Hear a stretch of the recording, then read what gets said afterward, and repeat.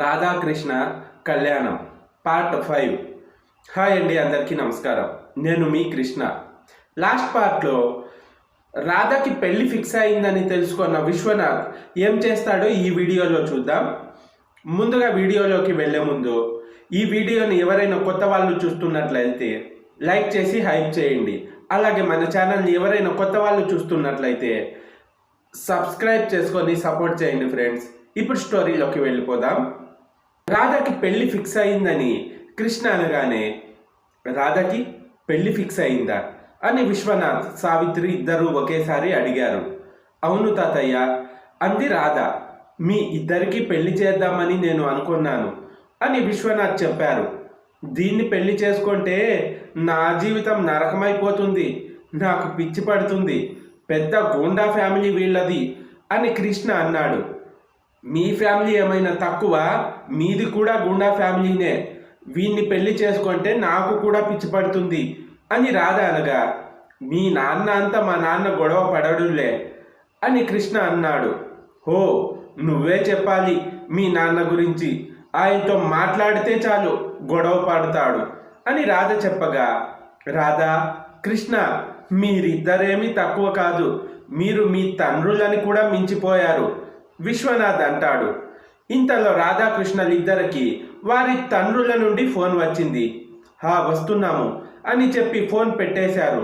తాత, నేను ఇక వెళ్తాను అని కృష్ణ బయలుదేరడానికి సిద్ధమవుతూ అన్నాడు. నేను కూడా వెళ్తాను తాత అని చెప్పి రాధ వెళ్ళడానికి సిద్ధమైంది. సరే, మీరు ఎలా వెళ్తారు అని విశ్వనాథ్ అడిగాడు. ఇద్దరూ ఒకేసారి ఆటోలో అన్నారు. సావిత్రి, మన కారులో వీళ్ళను పంపించు అని విశ్వనాథ్ అన్నాడు. వద్దు తాత, నాన్నకు తెలిస్తే తిడతాడు అంది రాధ. మీ నాన్నకి అమ్మకి మేము వద్దు, మీకు కూడా వద్దా? మేము ఏమంత తప్పు చేశాము? వాళ్లకు నా మీద అంత కోపం వచ్చేలా నేను వాళ్ళకి ఏం చేశాను? వాళ్ళు పని చేసుకొని బ్రతకాలని నేను వాళ్లకు ఆస్తి ఇవ్వలేదు. ఇప్పుడు వాళ్ళు తమ పిల్లలతో కూడా పని చేయిస్తున్నారు. వాళ్ళు ఇప్పుడు చేస్తున్నదంతా నేను అప్పుడు చేశాను, అందుకే వాళ్ళు నన్ను వదిలి వెళ్ళిపోయారు అని విశ్వనాథ్ కన్నీళ్లు పెట్టుకున్నాడు. అయ్యో తాత, ఏడవకండి, మేము మీ కారులో వెళ్తాము అని రాధాకృష్ణ అన్నారు. సావిత్రి, వారిద్దరిని వదిలి రమ్మని డ్రైవర్తో చెప్పు అన్నాడు విశ్వనాథ్. మనమందరం కలిసి ఉంటే ఎంత బాగుండేది. రాధాకృష్ణలకు పెళ్లి చేసుంటే అందరి ఆశీస్సులు లభించేవి. మన కళ్ళెదుటే మన మనవాళ్ళు వృద్ధి చెందడాన్ని మనం చూసి ఉండేవాళ్ళం అని విశ్వనాథ్ మనసులో అనుకున్నాడు. రాధాకృష్ణలిద్దరూ తమ ఇళ్లకు చేరుకున్నారు. ఇద్దరు వారి వారి ఇండ్లలో ఉన్నారు. ఇరు కుటుంబాల మధ్య జరిగిన సంభాషణ కలిపి చూపిస్తాను. ఎందుకింత లేట్ అయింది?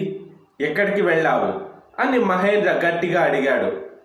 నాన్న, నేను రాధా కలిసి ఆటోలో వస్తుంటే దారిలో ఏదో ఆటో పాడైపోయింది, ఎవరో ఒక గర్భిణీ స్త్రీ అని కృష్ణ చెప్పేలోపే, ఓ, తమరు సమాజ సేవ చేయడానికి వెళ్ళారా? నేను ఇక్కడ నీకు సేవ చేస్తాను, నువ్వు అందరికీ సేవ చేయడానికి వెళ్ళు అని మహేంద్ర అన్నాడు. మరోవైపు రాధని కూడా అశ్వత్థ అదే ప్రశ్న అడిగాడు. లేదు నాన్న, నేను ఏమి సమాజ సేవ చేయడానికి వెళ్ళలేదు, ఆమె గర్భవతి. ఆ సమయంలో ఆమెను అక్కడ వదిలేయడం మానవత్వం కాదని నాకు అనిపించింది, అందుకే అని రాధ చెప్పేలోపు, అందుకే అని అశ్వత్ గట్టిగా అడిగాడు. ఇటు కృష్ణ ఇంట్లో, అందుకే మేము ఆమెను ఆసుపత్రి వరకు తీసుకొని వెళ్ళాము, ఆమెకు బాబు పుట్టాడు అని సంతోషంగా చెప్పాడు. ఎవరికో పిల్లలు పుడితే నీకెందుకు ఇంత సంతోషం? ఆఫీస్కి వెళ్ళామా, పని చేసి ఇంటికి వచ్చామా అన్నట్టు ఉండాలి.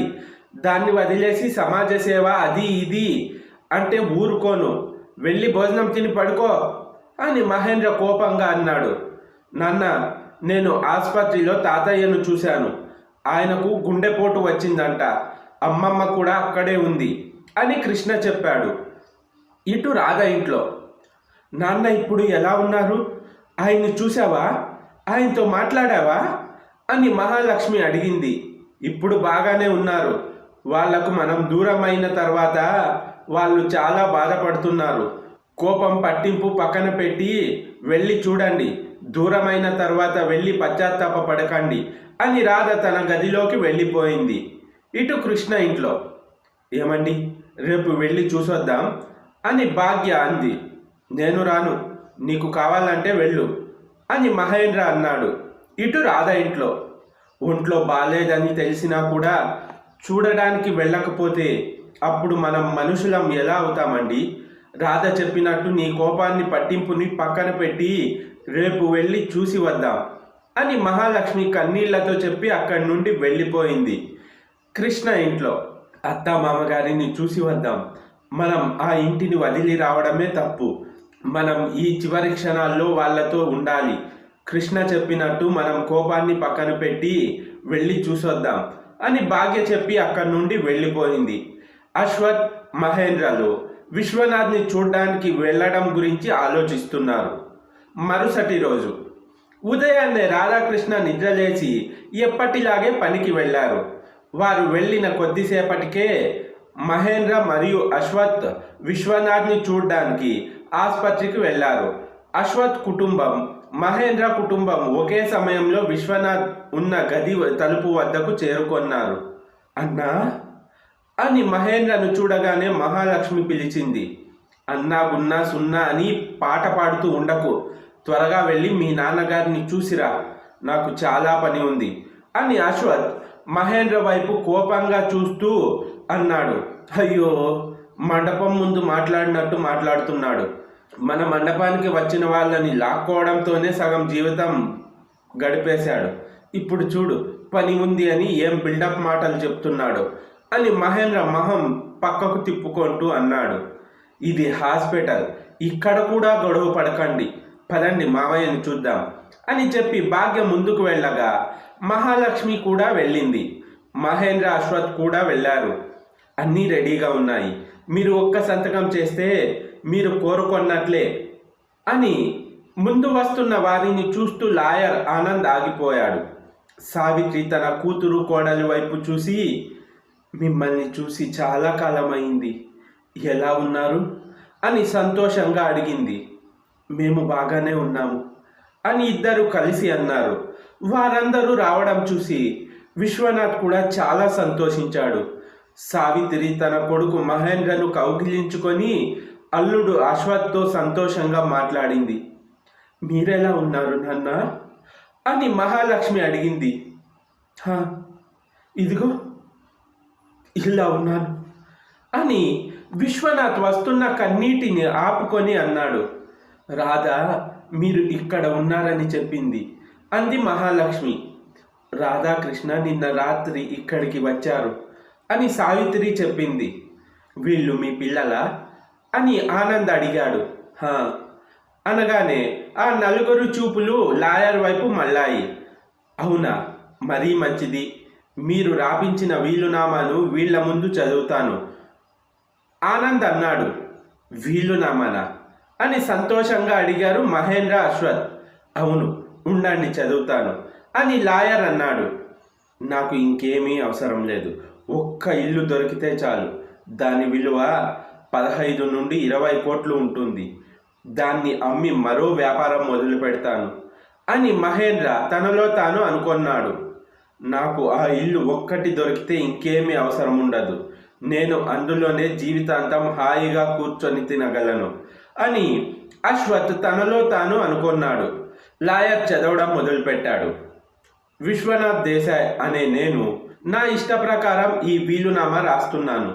నా స్వకృషితో నేను నిర్మించుకున్న సావిత్రి ఎంటర్ప్రైజెస్ కంపెనీని ఆశ అనే ఆశ్రమానికి ఇవ్వాలని నిర్ణయించుకున్నాను. నా మరో కంపెనీ అయిన ఎస్వి కంపెనీని సమృద్ధి అనే ఆశ్రమానికి ఇవ్వాలని నిర్ణయించుకున్నాను. ఆర్కే నగర్లోని నా గెస్ట్ హౌస్ వరుణ్త అనే ఆశ్రమానికి ఇవ్వాలని నిర్ణయించుకున్నాను అని లాయర్ ఆనంద్ చదువుతుండగా మహేంద్ర, అశ్వత్ ఒకరినొకరు చూసుకున్నారు. చివరగా నేను ఇప్పుడు ఉంటున్న ఇంటి విలువ దాదాపు 20 కోట్ల రూపాయలు. అనాథ పిల్లల భవిష్యత్ కోసం దీనిని ఉపయోగించుకోవడానికి నాకు పూర్తి అనుమతి ఉంది. నేను నా భార్య మరణించిన తర్వాత నా ఆస్తులన్నీ ఈ వీలునామాలో పేర్కొన్న విధంగా సంబంధిత ఆశ్రమాలకు దానం చేయబడతాయి అని ఆనంద్ చదవడం ముగించాడు. ఏమిటిది నాన్న? మాకు ₹1 కూడా ఇవ్వకుండా ఎవరికో ఇచ్చేశారు, ఇది ఏ న్యాయం అని మహేంద్ర కోపంగా అడిగాడు. మీ పిల్లలకు లేని ప్రేమ అనాథ పిల్లలపైన అని అశ్వత్ కూడా కోపంగా అన్నాడు. నా పిల్లలకు నాపై ప్రేమ లేదు కదా అల్లుడు గారు, వాళ్ళు నా ఆస్తిని మాత్రమే ప్రేమిస్తారు. ఆస్తి కోసమే కదా నన్ను అందరూ వదిలేసిపోయింది. నా చివరి రోజుల్లో నాతో ఉండాల్సిన వాళ్ళు నన్ను వదిలి వెళ్ళిపోయారు.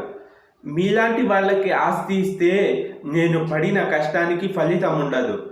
ఆ అనాథ పిల్లలైనా సంతోషంగా ఉండని అని విశ్వనాథ్ అన్నాడు. లాయర్ గారు, మా అనుమతి లేకుండా ఆస్తిని ఎవరెవరికో ఎలా రాసిస్తారు అని మహేంద్ర అడిగారు. ఇది నా ఆస్తి, దీన్ని నేనే స్వయంగా సంపాదించుకున్నాను. మిమ్మల్ని అడిగి ఇవ్వడానికి మీరేమీ నాకు సహాయం చేయలేదు అని గట్టిగా అన్నాడు విశ్వనాథ్. మావయ్య, మాకు ఒక కూతురుంది, నేను ఆమెకు పెళ్లి చేయాలి. దానికి చాలా ఖర్చు అవుతుంది. కనీసం దానికోసమైనా కొంత డబ్బు ఇవ్వండి మావయ్య అని అశ్వత్ అన్నాడు.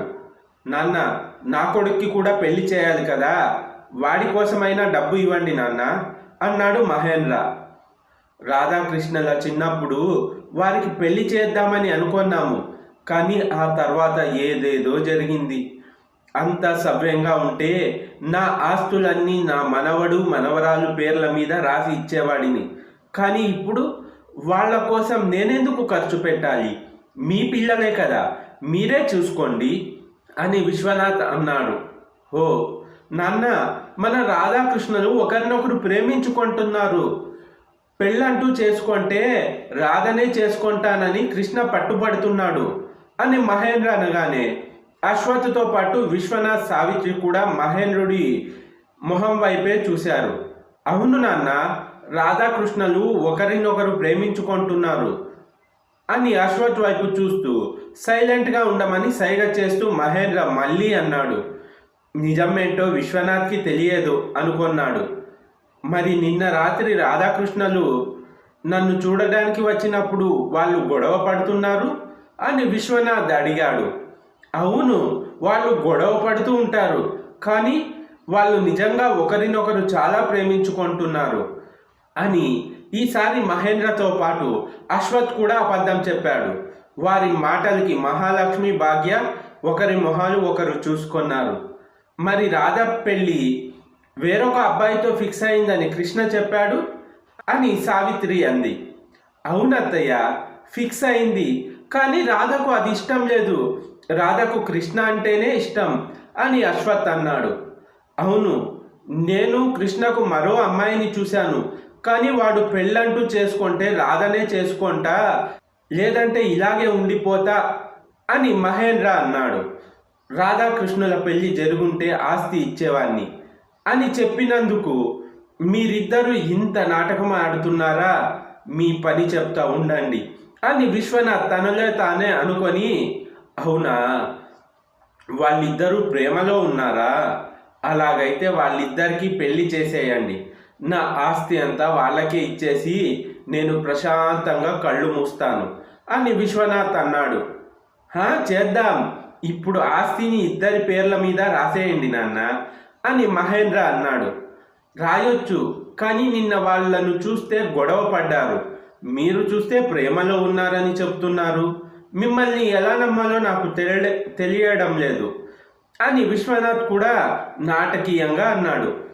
అయ్యో, ఇద్దరూ కలిసి ఉన్న ఫోటోలు రాధ రూమ్లో చాలా ఉన్నాయి, అవి చూపిస్తే మీరు నమ్ముతారా అని విశ్వనాథ్ అడిగాడు. అవును, కృష్ణ గదిలో కూడా చాలా ఫోటోలు ఉన్నాయి, వాటిని చూపిస్తే మీరు మమ్మల్ని నమ్ముతారా అని మహేంద్ర కూడా అన్నాడు. సరే, వాటిని తీసుకొచ్చి చూపించండి, నమ్మాలో లేదో ఆలోచిస్తా అని విశ్వనాథ్ అన్నాడు. సరే, ఇప్పుడు ఈ వీలునామా వద్దు, ఆ ఫోటోలు చూసిన తర్వాత మరొక వీలునామా రాయండి. ఆ ఫోటోలు చూసి నిజంగా ఆస్తులన్నీ రాధాకృష్ణుల పేరు మీద రాస్తారా అని మహేంద్ర అన్నాడు. ముందు వాటిని తీసుకొచ్చి నాకు చూపించండి అని విశ్వనాథ్ అన్నాడు. సరే అని చెప్పి వాళ్ళు అక్కడి నుండి వెళ్ళిపోయారు. ఏంటండి వీళ్ళు ఏం చెప్తున్నారు అని అర్థం కాక సావిత్రి అడిగింది. వాళ్ళు ఆస్తి కోసం అబద్ధాలు చెప్తున్నారు. చెప్పని, కనీసం ఇలా అయినా దూరమైన మన కుటుంబాన్ని ఒకటి చేయడానికి ట్రై చేస్తాను అని విశ్వనాథ్ తనలో తానే అనుకున్నాడు. విశ్వనాథ్ అనుకున్నట్టు అందరూ కలుస్తారా? రాధాకృష్ణ ఫోటోలను విశ్వనాథ్కి ఎలా చూపిస్తారు? వారి ప్లాన్ ఏంటి? నెక్స్ట్ పార్ట్లో తెలుసుకుందాం. ఈ వీడియో ఎలా ఉందో కమెంట్ చేసి, ఈ స్టోరీ నచ్చితే లైక్ చేయండి. అలాగే మన ఛానల్ను సబ్స్క్రైబ్ చేసుకొని సపోర్ట్ చేయండి friends. Thanks for the watching.